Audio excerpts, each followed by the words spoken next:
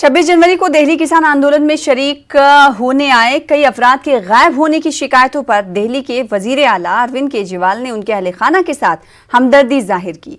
CM ने कहा कि सभी हुकूमतों की जिम्मेदारी बनती है कि इस मामले में ताउन करें। इन्होंने मजीद कहा कि इस मामले में जरूरत पड़ी तो एलजी और मरकजी हुकूमत से बात करूंगा।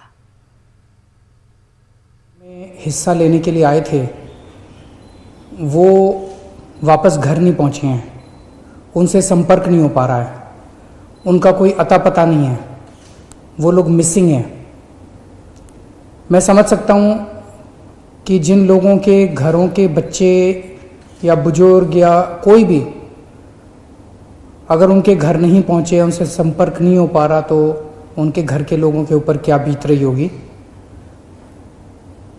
सभी सरकारों का दायित्व है कि उन लोगों को जो मिसिंग हैं उनको ढूंढ के उनके परिवार वालों को सूचित किया जाए।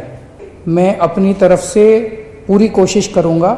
इसके लिए मैं अगर ज़रूरत पड़ेगी एलजी साहब से भी बात करूंगा, ज़रूरत पड़ेगी मैं केंद्र सरकार से भी बात करूंगा, और मैं अपनी तरफ से, अपनी पार्टी की तरफ से, अपनी सरकार की तरफ से पूरा आश्वासन आप लोगों को देना चाहता हूं कि हम चाहते हैं कि आपके घर के जो भी मिसिंग लोग हैं उनका पता करके हम आपको उनके बारे में सूचित करें।